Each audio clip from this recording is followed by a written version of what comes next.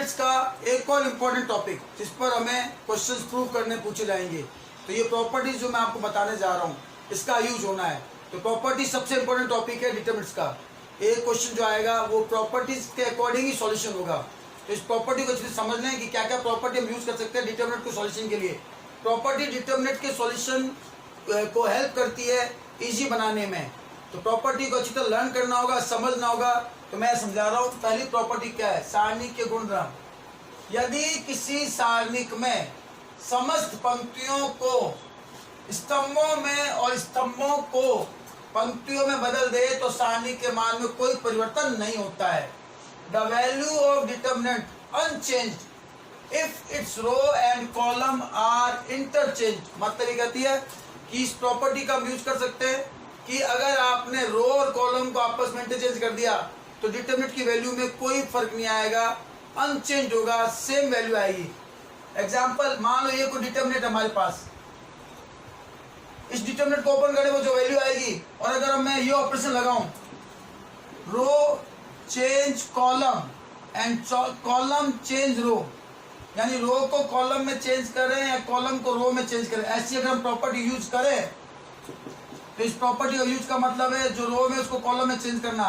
A1 A2 A3 ये first row, ये आपका फर्स्ट कॉलम हो गया। सेकंड रो ये आपका सेकंड कॉलम हो गया। और ये थर्ड रो ये आपका थर्ड कॉलम हो गया। अगर आप इसमें इंटरचेंज कर रहे हैं रो को कॉलम में, कॉलम को इंटरचेंज में, मान लो ये नई डिटरमिनेंट आ गई तो ये रूल कहता है कि जो पहली डिटरमिनेंट है और ये जो नई डिटरमिनेंट आई है दोनों इक्वल होगी, दोनों का सॉल्यूशन इक्वल होगा, यानी कोई फर्क नहीं आएगा। इट मीन्स अगर हमें जरूरत पड़े तो हम ये प्रॉपर्टी यूज कर सकते हैं, डिटरमिनेंट के सॉल्यूशन में कोई फर्क नहीं आता। और इस इंटरचेंज को हम कहते हैं ट्रांसपोज भी कह सकते हैं यहाँ, यानी हमने इसका ट्रांसपोज किया है, यानी किसी डिटरमिनेंट ट्रांसपोज सेम डिटरमिनेंट की वैल्यू देता है। तो ये आपकी फर्स्ट प्रॉपर्टी हो गई। तो ये हम यूज कर सकते हैं फर्स्ट प्रॉपर्टी को लेकर। समझ में आ गया आपको कि किसी भी रो या किसी भी कॉलम को अगर हम इंटरचेंज करना चाहें तो हम कर सकते हैं।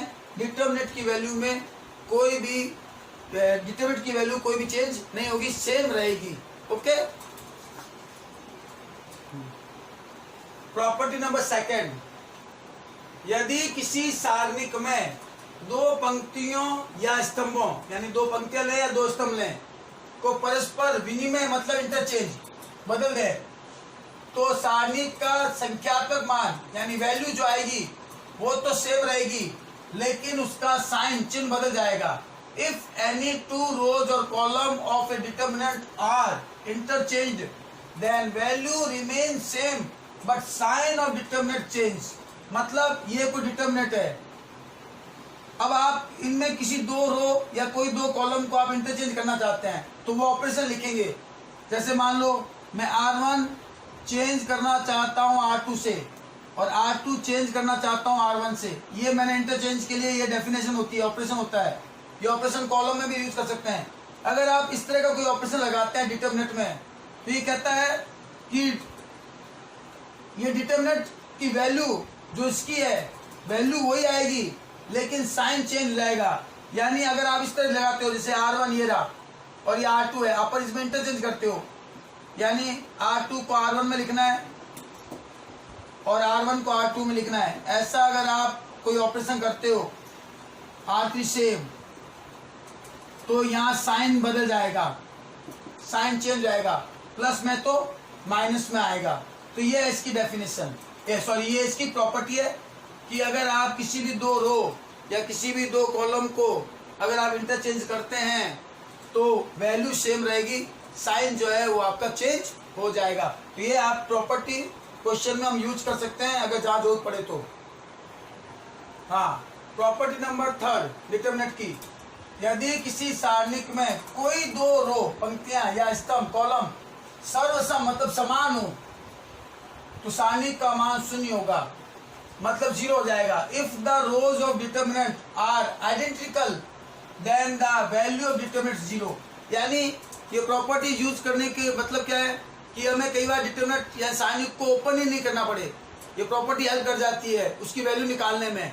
ये कह रहा है कि अगर कोई डिटरमिनेंट है उसमें अगर आपकी कोई दो रो कोई दो रो या कोई दो कॉलम सेम हो, जैसे एग्जांपल यहाँ देखो मैंने कोई डिटरमिनेंट लिया, अब देखो A1 A2 A3 और A1 A2 A3 ये दो रो सेम है, इट मीन्स हमें इसको ओपन करने की जरूरत नहीं है, इसकी वैल्यू 0 लिख देंगे और रिजल्ट लिख देंगे कि R1 इक्वल टू R2।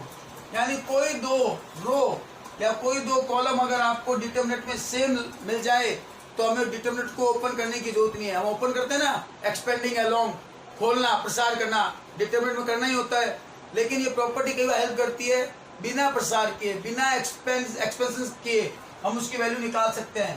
तो अगर हमें कोई दो रो या कोई दो कॉलम हमें सेम मिल जाए तो हम डिटरमिनेंट को ओपन किए बिना हम उसकी वैल्यू को 0 लिख सकते हैं। एग्जांपल ले लें हम, जैसे कि एग्जांपल ले लिया, ये कोई डिटरमिनेंट आपकी है कि 2 4 6 और 2 1 2 3 एंड अगेन 2 4 6। अब हमें कहते हैं इसका सॉल्यूशन निकालना है, तो हमें उसको ओपन करने की जरूरत नहीं है। अगर हमें प्रॉपर्टी लर्न है तो इजी है, हम देखते हैं कि R1 और R3 सेम है, तो बस इसके डिटरमिनेंट की वैल्यू 0 हो जाएगी, रिजल्ट लिख देंगे R1 इक्वल टू R3। तो ये प्रॉपर्टी बहुत हेल्पफुल है डिटरमिनेंट्स की। तो किसी भी दो रो या दो कॉलम में अगर हमें दो रो या दो कॉलम सेम मिल जाए तो हम उसकी डिटरमिनेंट की वैल्यू डायरेक्ट 0 लिख सकते हैं।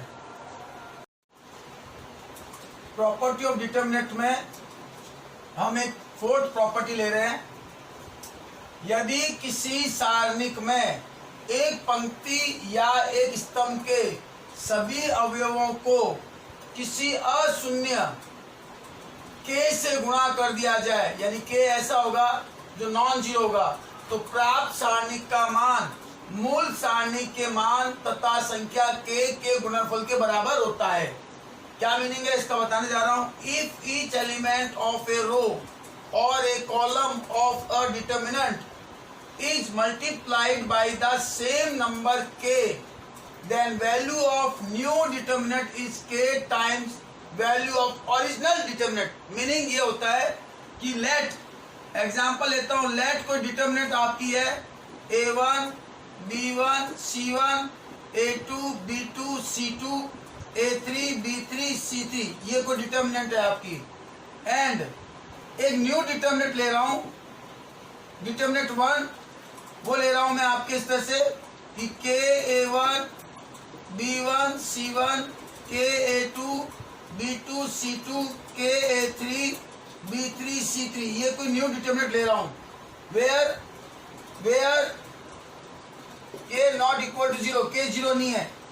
तो ये कह रहा है, रूल कह रहा है कि अगर आप इस डिटरमिनेंट को ओपन करेंगे और इस डिटरमिनेंट को हम ओपन करेंगे, ओपन का मतलब प्रसार, खोलेंगे, तो रूल क्या आएगा, रूल ये आएगा कि ये डिटरमिनेंट का जो सॉल्यूशन आएगा, यानी डिटरमिनेंट में और मैट्रिक्स में क्या डिफरेंट है। मैट्रिक्स हम पढ़ चुके हैं, मैट्रिक्स में हम कोई कॉमन लेते हैं तो वो कॉमन का डिवाइड सभी एलिमेंट में जाता है, लेकिन डिटरमिनेंट में किसी रो या किसी कॉलम से अगर हम कॉमन लेंगे तो उसका डिवाइड उसी रो और इसी कॉलम में जाएगा, सब में नहीं जाएगा। यानी अगर 3 रो है तो हम तीनों रो से अलग अलग कॉमन ले सकते हैं, अगर मिल रहा हो तो 3 कॉलम है तो तीनों कॉलम से अलग अलग हम कॉमन ले सकते हैं। आप समझे मेरी बात को, यानी कोई एक रो में कॉलम मिल रहा है, कॉमन मिल रहा है तो हम कॉमन ले लेंगे, किसी कॉलम में कॉलम कॉमन मिल रहा है तो हम कॉमन ले लेंगे, यानी सिंगल रो सिंगल कॉलम में से हम कॉमन ले सकते हैं, और तीनों में आ रहा है तो तीनों में अलग अलग कॉमन लेंगे। मैट्रिक्स की तरह नहीं है कि एक बार कॉमन लिया और सब में डिवाइड कर दिया, इसमें जिस रो या कॉलम में कॉमन आ रहा है हम उसी में डिवाइड करेंगे।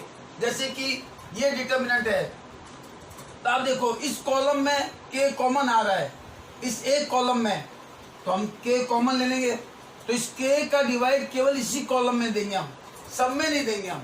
तो k का डिवाइड यहाँ देंगे A1 A2 A3, बाकी एज इट इज रहेगा column B1 B2 B3 C1 C2 and C3। It means इस डिटरमिनेंट का जो आंसर आएगा वो ये डिटरमिनेंट सेम ये डिटरमिनेंट है, और इस डिटरमिनेंट को हमने ये लिख रखा है साइन, यानी इस डिटरमिनेंट जो इक्वल होगा वो k और इस डिटरमिनेंट के इक्वल होगा। तो मीनिंग ये हो गया इस डिटरमिनेंट मतलब कि किसी सारणी को एक पंक्ति या एक स्तंभ के सभी अवयव को किसी k से अशून्य k से गुणा कर दिया जाए तो प्राप्त सारणिक का मान मूल सारणिक के संख्या k के गुणनफल के बराबर होगा। यानी ये है गिवन डिटर्मिनेंट, और ये वो डिटर्मिनेंट है जिसमें हमने के से मल्टीप्लाई की, के मल्टीप्लाई में किसी एक कॉलम में, तो हमने के को कॉमन लिया, तो ये डिटर्मिनेंट जो आया वो इसके जो ओरिजिनल डिटर्मिनेंट है वो सेम आया। इसका मतलब जो न्यू डिटर्मिनेंट होगा वो इसके ओरिजिनल डिटर्मिनेंट के की मल्टीप्लाई के इक्वल होगा। तो मैट्रिक्स और डिटर्मिनेंट में ये डिफरेंस है। मैट्रिक्स में एग्जांपल ले रहा हूँ, लेट मान लो ए कोई मैट्रिक्स है और वो मैट्रिक्स में 2 4 6 4 8 10 एंड 6 12 और 14, जैसे ये कोई मैट्रिक्स है।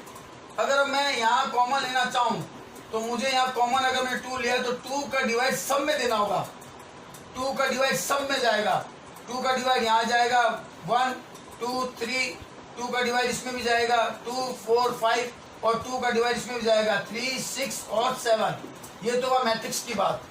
अगर मैं इसी की डिटर्मिनेंट की बात करूँ, अगर मैं डिटर्मिनेंट की बात करूँ, ये डिटर्मिनेंट लिया तो इसको मैंने डिटर्मिनेंट में लिखा, मान लो डिटर्मिनेंट में 2 4 6 4 8 10 एंड 6 12 14।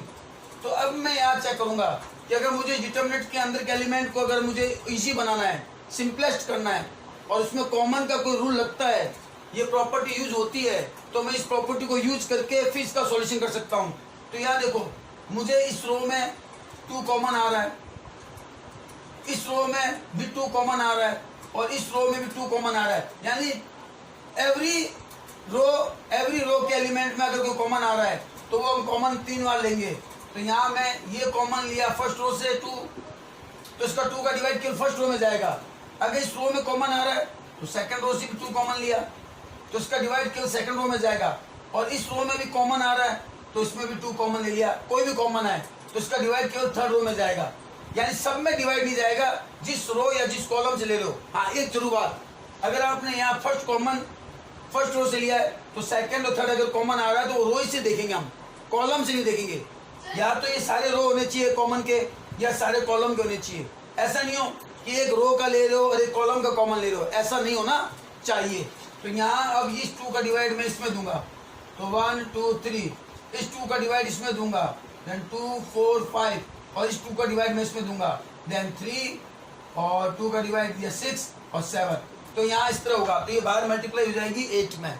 इस तरह से इस प्रॉपर्टी का जो वर्क है वो बता दिया कि हम किसी भी एक रो या एक कॉलम से हम कॉमन लेकर उस डिटर्मिनेंट को हम सॉल्यूशन कर सकते हैं, एक्सप्रेस कर सकते हैं, एक्सपेंडिंग कर सकते हैं। हम समझ में बात ये देखो, इस प्रॉपर्टी पर एक रिमार्क है, मतलब एक रूल है, वो कई बार 1 मार्क्स के क्वेश्चन में काम आएगा।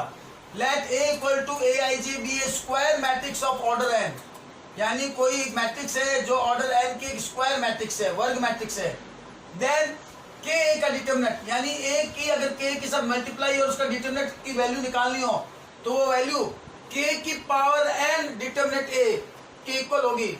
यानी अगर ए मान लो 3/3 ऑर्डर की मैट्रिक्स है कोई भी और सब में कोई कॉमन आ रहा है तो कॉमन तीनों रो में आ सकता है, तीनों कॉलम में आ सकता है। इसका मतलब उसकी अगर पूरी मैट्रिक्स के साथ मल्टीप्लाई में है और उसका डिटर्मिनेंट निकालना है, यानी के अगर मैं कॉमन लूंगा तो मैट्रिक्स के पूरे के बाहर लूंगा कॉमन, तो पूरे के बाहर लूंगा तो डिटर्मिनेंट में जो कॉमन लूंगा तो प्रत्येक रो से अलग अलग कॉमन आएगा, तो जितने रो उतने कॉमन, यानी के जो बाहर आएगा वो उतनी पावर लेके आएगा जितनी ऑर्डर की ये डिटर्मिनेंट्स है। तो अगर ये 3 ऑर्डर की डिटर्मिनेंट्स है तो के की पावर 3 हो जाएगा, अगर 2 ऑर्डर की डिटर्मिनेंट्स है तो के की पावर 2 हो जाएगा। ये मीनिंग है। अब यही लिखा हुआ है, यदि a इक्वल टू aij कोई n कोटि की वर्ग मैट्रिक्स है तब k एक की डिटर्मिनेंट की वैल्यू k की पावर n डिटर्मिनेंट a के इक्वल होगी, क्योंकि k जो है वो प्रत्येक पंक्ति से कॉमन होगा। जितनी पंक्तियां होंगी या जितने रो होंगे, पंक्ति कह दो या आप यूं कह दो स्तंभ कह दो, एक ही बात है, हम किसी एक से काम लेते हैं। अब जैसे एग्जांपल लिया, इस प्रॉपर्टी पे एग्जांपल सॉल्व कर रहा हूं मैं, और समझो कि प्रॉपर्टी कैसे यूज करते हैं डिटर्मिनेंट को सॉल्व करने के लिए, और वो डिटर्मिनेंट को कितनी सिंप्लीफाई इजी करती है। जैसे ये डिटर्मिनेंट है, अब इसकी वैल्यू निकालना, एक तो तरीका बता रखा वैल्यू निकालने का मैंने, एक्सपेंडिंग, प्रसार करके। तो देखो, एक तो प्रसार करके हम करते हैं सॉल्यूशन, हम लिखते हैं किसी रो या किसी कॉलम का प्रसार करके। तो यहाँ लिखता हूं मैं R1 का प्रसार करने पर, एक तो ये मेथड जो हम सीख चुके हैं, R1 का प्रसार करने पर एक्सपेंडिंग along R1 स्टार्ट में हमने यही पढ़ा है कि डिटर्मिनेंट को हम कैसे खोलते हैं। R1 यानी R1 मतलब इस लाइन को लेकर ये R1 है, इसको लेके खोलना। तो मैंने कहा था ये ध्यान रखो, plus minus plus minus plus minus और प्लस माइनस प्लस। जब भी आप 3/3 की खोलते हैं तो इन साइन को ध्यान रखना। R1 का मतलब इस एलिमेंट पर ये साइन लगेंगे। तो इसका अगर मैं प्रसार खोलूं तो 2 के लिए प्लस ओपन होगा और फिर ब्रैकेट, और फिर हमें पता है 2 वाली रो 2 वाले कॉलम को हम छुपाते हैं। और जो 4 एलिमेंट बच गए हैं यहाँ पे सामने, ये 4 एलिमेंट, अब इसकी मल्टीप्लाई करते हैं क्रॉस 6 की 3 से। तो 6 की 3 से कितनी हो जाएगी 18 और 9 की 8 से 72। फिर हम लेते हैं सेकंड एलिमेंट 3, वो माइनस का लेते हैं हम। सेकंड एलिमेंट माइनस का -3 और इस रो 3 वाली रो और 3 वाले कॉलम को छुपाते हैं। इसकी मल्टीप्लाई से 4 की 3 से 12 और 8 की 7 से -56 प्लस 4 थर्ड एलिमेंट है 4, इस रो इस कॉलम को छुपाते हैं हम। फिर इसकी मल्टीप्लाई करते हैं 9 4 36 और 7 6 42 और इसका सॉल्यूशन कितना आता है तो हाँ, तो ये आपके इतना कितना बच जाएगा इसमें 18 में से घटाएंगे तो ये बन जाएगा आपका 12 में से 8 4 एंड 6 में से 54 और -3 यहाँ हो गया आपका 6 में से 2 4 और ये माइनस में 6 में से 2 4 और 5 में से 1 4 माइनस में देन 4 और ये माइनस का 6। रिजल्ट आएगा आपका -10A माइनस माइनस प्लस 4 3 12 और 4 3 12 और 1 132 और -24 देन 132 माइनस 132 यानी 0 आया। देखो मुझे इतना सॉल्यूशन करना पड़ा, 0 आया आंसर। अब प्रॉपर्टी कैसे यूज कर सकते हैं हम इस सॉल्यूशन से बचने के लिए। अगर वो प्रॉपर्टी हमें लर्न है तो डिटर्मिनेंट में प्रॉपर्टी बहुत इजी करती है उसके सॉल्यूशन को। अब ये देखो इसका रिजल्ट 0 आया, आपने देखा रिजल्ट 0 आया। अब प्रॉपर्टी को लेकर मैं सॉल्यूशन बता रहा हूँ। ओके, तो देखो प्रॉपर्टी को लेकर सॉल्यूशन हम कैसे कर सकते हैं। यही अगर हमें प्रॉपर्टी लर्न हो और हमें मालूम हो कि ये प्रॉपर्टी यूज कर सकते हैं तो वो देखो मैं यहाँ डिटर्मिनेंट 2 3 4 4 6 8 7 9 3, तो मैं एक्सपेंशन करना ही है मुझे, वो लास्ट रखना है एकदम एक्सपेंशन। उससे पहले प्रॉपर्टी जितनी लग सके लगाएंगे। तो यहाँ एक प्रॉपर्टी यूज हो रही है, वो प्रॉपर्टी यूज क्या हो रही है कि आप देखो इस फर्स्ट रो में से कुछ भी कॉमन नहीं आ रहा, लेकिन सेकंड रो में से कॉमन आ रहा है। अब आप देखो तो 2 कॉमन आ रहा है, थर्ड रो में से कुछ भी कॉमन नहीं आ रहा, तो हम सेकंड रो से 2 को लेते हैं कॉमन। हाँ, टेकिंग कॉमन 2 फ्रॉम R2, यानी सेकंड रो से 2 को कॉमन लेने पर, तो यहाँ मैंने 2 को कॉमन लिया तो 2 का डिवाइड केवल सेकंड रो में जाएगा। First row third row same रहेंगे, फर्स्ट रो सेम रहेगा, थर्ड रो सेम रहेगा। अब 2 का डिवाइड मैं यहाँ दूंगा 2 3 और 4। अब इस डिटर्मिनेंट को देखो, अगर इसमें कुछ और रूल लग रहा है तो ठीक, वरना एक्सपेंशन तो करना ही है, खोलना तो ही हमें। तो यहाँ नजर आ रही है मुझे एक प्रॉपर्टी और नजर आ रही है। देखो फर्स्ट रो और सेकंड रो सेम आ रही नजर। तो हमने कल एक प्रॉपर्टी पढ़ी थी, प्रॉपर्टी नंबर 3, कि किसी भी 2 रो या 2 कॉलम सेम हो तो उस डिटर्मिनेंट की वैल्यू 0 होती है, ओपन करने की जरूरत नहीं होती। तो यहाँ मैं 2 और इंटू सीधा डायरेक्ट 0 बिना ओपन किए डिटर्मिनेंट को 0। Y 0? Because R1 equal to R2, यानी रो फर्स्ट और रो सेकंड इक्वल है और इसका सॉल्यूशन भी 0 आया। तो ये सिंपल है देखो आप। तो प्रॉपर्टी का यूज हम इस पे से करेंगे डिटर्मिनेंट में, सॉल्यूशन में। ओके, समझ में आ गया आपको कि किस पे आपको काम करना है। प्रॉपर्टी एक फिफ्थ प्रॉपर्टी है, यदि किसी सारणिक में किसी पंक्ति या स्तंभ का प्रत्येक अवयव, मान लो ये कोई डिटर्मिनेंट है, कोई पंक्ति या स्तंभ, मान लो स्तंभ है, जैसे स्तंभ की बात कर रहा हूं मैं, 2 या 2 से अधिक संख्याओं का योग हो। ये देखो 2 संख्याओं का योग हो रहा है, यहाँ इस पूरी लाइन में 2 संख्याओं का योग हो रहा है। तो सारणी को उसी क्रम की 2 या 2 से अधिक सारणी के योग के रूप में व्यक्त किया जा सकता है। मतलब हम इस प्रॉपर्टी का अगर यूज करें तो हम इस डिटर्मिनेंट को हम 2 डिटर्मिनेंट में हम कन्वर्ट कर सकते हैं प्लस में। अगर कोई रो या कोई कॉलम में अगर मोर terms, some of 2 or more terms, यानी if each element of a row or column of a determinant consist of sum of two or more terms. ये लाइन देखिए आप, यानी इस कॉलम में देखो सम of two or more terms, यानी दो या दो से ज्यादा टर्म्स भी अगर हो उसके प्लस में, then determinant can be expressed as the sum of two or more determinant, यानी मैं इस डिटर्मिनेंट को उसी टर्म्स में उसी में एक्सप्रेस कर सकता हूँ जितने टर्म्स यहाँ जुड़े हुए हैं। यानी यहाँ दो टर्म्स जुड़े हुए हैं तो मैं इसको दो डिटर्मिनेंट में एक्सप्रेस कर सकता हूँ, बता सकता हूँ ऐसे a1 b1 c1 a2 b2 c2 a3 b3 और c3, एक ये डिटर्मिनेंट हो गया। और प्लस में टर्म्स है k1 k2 k3 के साथ k1 k2 k3 और ये दोनों सेम। ये प्रॉपर्टी है आपकी जिसको हम यूज कर सकते हैं क्वेश्चन के सॉल्यूशन में। यानी अगर कोई रो या कोई कॉलम के सारे एलिमेंट्स में मोर देन टू, अगर सम of two or more than terms, यानी इसमें दो या दो से अधिक टर्म्स अगर आपके जुड़े हुए हैं प्लस में, तो आप उस डिटर्मिनेंट को उसी उतने ही टर्म्स में एक्सप्रेस कर सकते हैं। यानी यहाँ दो टर्म्स में जुड़े हुए हैं तो मैंने यहाँ दो डिटर्मिनेंट बना दिए। तो ये है प्रॉपर्टीज की। अब इस पर मैं एग्जांपल करवा रहा हूँ, देखें आप। जैसे एग्जांपल है शो डैट, मतलब सिद्ध करो, prove that A B C a + 2x b + 2y c + 2z and x y z, इस डिटर्मिनेंट की इक्वल वैल्यू 0 आनी चाहिए। प्रॉपर्टीज हम कैसे लाते हैं? वैसे तो हमने बता रखा है कि डिटर्मिनेंट्स को एक्सपेंशन करें आप, एक्सपेंडिंग अलोंग R1 R2 खोल के भी लाते हैं, लेकिन कई बार प्रॉपर्टी डिटर्मिनेंट की सॉल्यूशन में बहुत हेल्प करती है, इजी बनाती है उसके सॉल्यूशन को। तो जैसे ये आपका है नाउ LHS, ये मैंने डिटर्मिनेंट का LHS पोर्शन लिया,